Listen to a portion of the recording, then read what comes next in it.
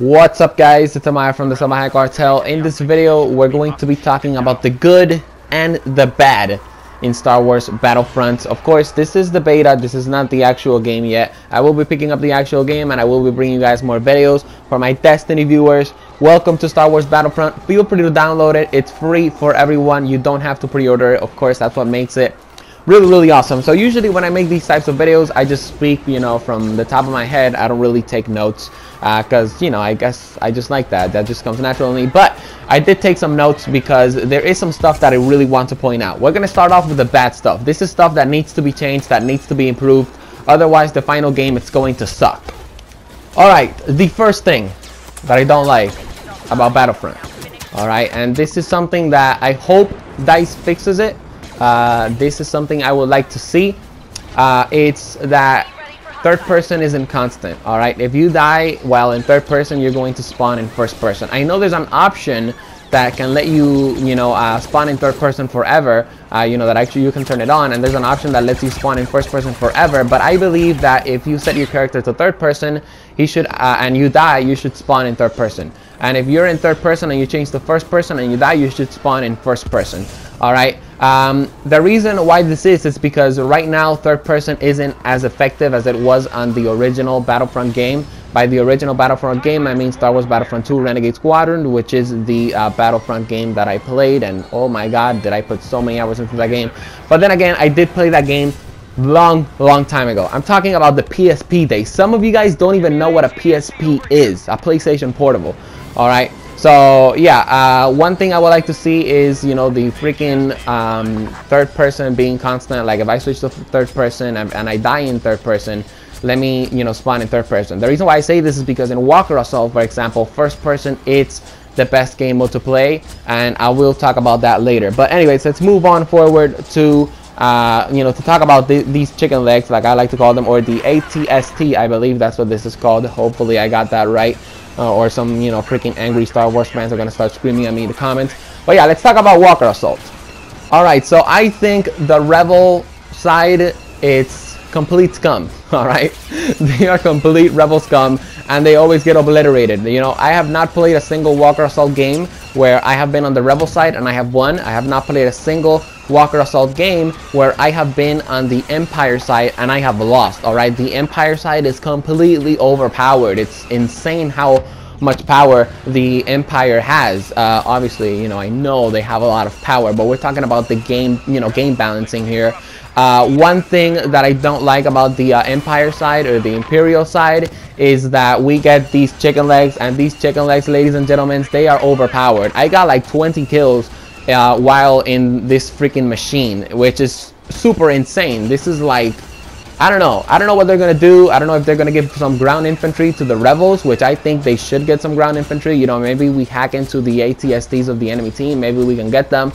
I don't know. I'm not a fucking game developer. I don't know what to do to, fix the game. I'm just saying what are some things that I find wrong with it. And this is something that is wrong with the Walker Assault game mode. The Imperial side just has way too much good stuff, right? And I know the Rebels, we have the A-Wings, we have the X-Wings, but it's just not enough to take out these ATSTs. And, I do know about the grenade that does, major damage to the vehicles. I know about the ion shots that actually does some pretty good damage to the chicken legs.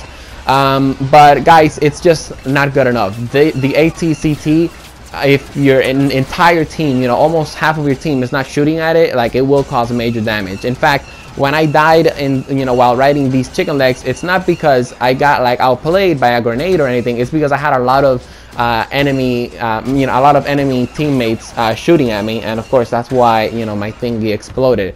Other than that, I was a complete straight up monster in it. I was like unstoppable. Another thing I want to talk about is the weapons, right?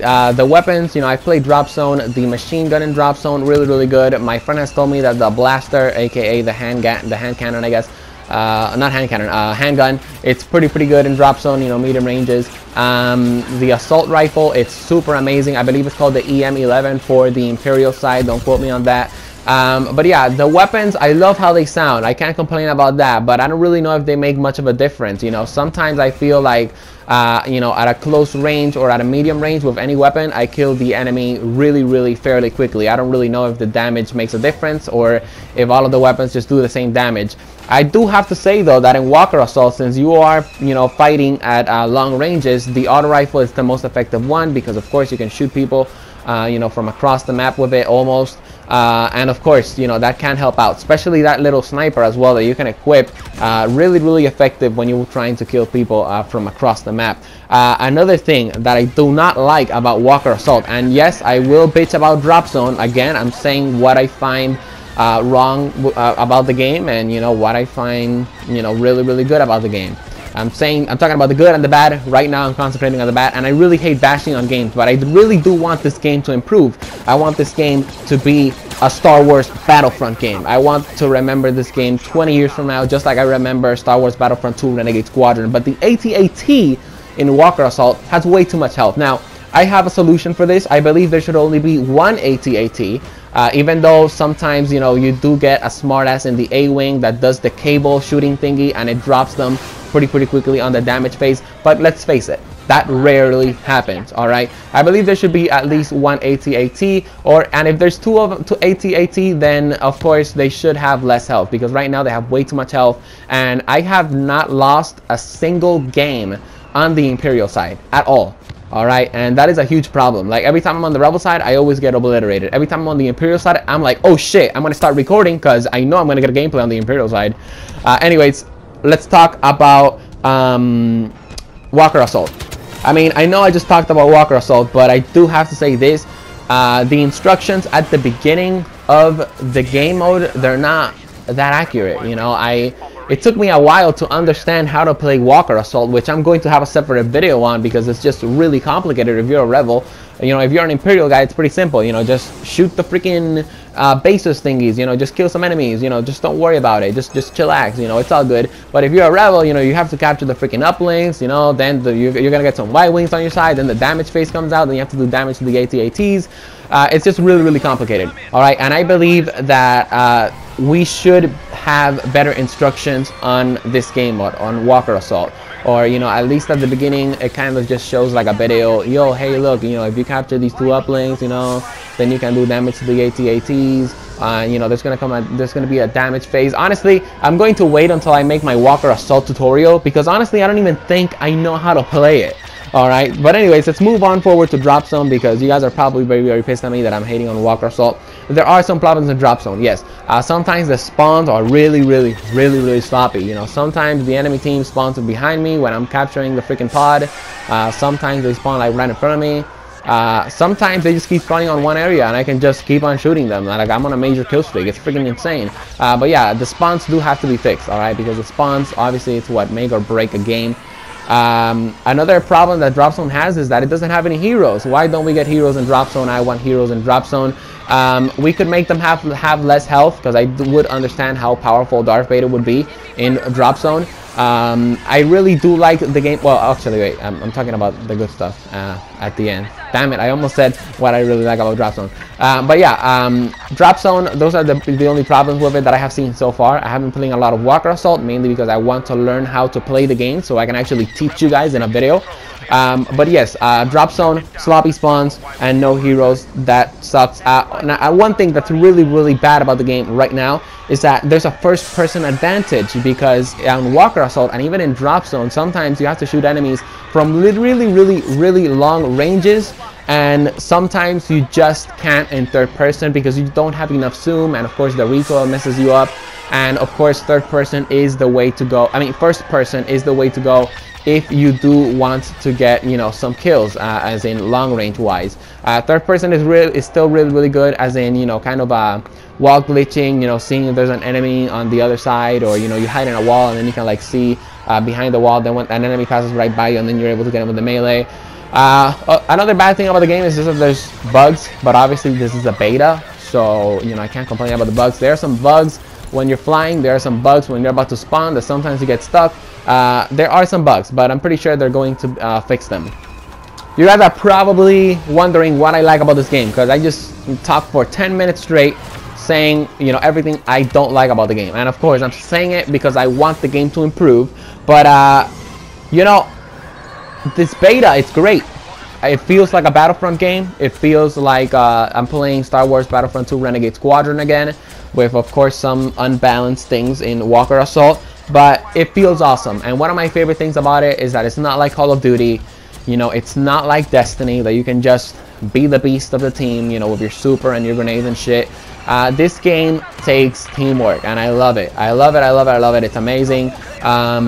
You know, you can't rush in this game. You have to play it strategically, which is, of course, you know, how Star Wars Battlefront just, you know, I got so addicted to it. You have to play strategically. You have to play smart. You know, take out some enemies before you go into the freaking pod and drop zone. If you make sure that you took out all the enemies, you know, that are close to the pod and drop zone, see if there's any enemies that are coming to the pod. Same thing in Walker Assault. You know, if you capture an uplink, make sure that there are no bad guys around. You know, make sure to deploy your freaking squad shield when you're about to capture an uplink, because that might help. It's very, very strategic. You know, not everyone's going to be able to just pick up this game on the first day and get like 40 kills with it or 37 kills with it. And that's what I like about it. The cards, I'm really glad that they brought that back. It kind of gives some familiarity, I guess, for old Battlefront players just like me. I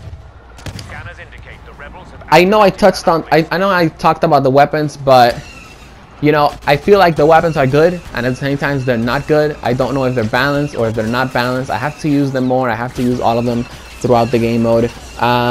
But yeah, it's the weapons are whatever right now. You know I talked about them on, you know, the bad things about Battlefront, but they're also on the good side because they do feel good, they do handle well, and you know, that's what I do like about it. Another thing that I like is that drop zone. Of course, it's a lot of fun. I really like how it's just one objective and it just always keeps on players on the move. You know, I don't see any campers in drop zone, which is freaking amazing.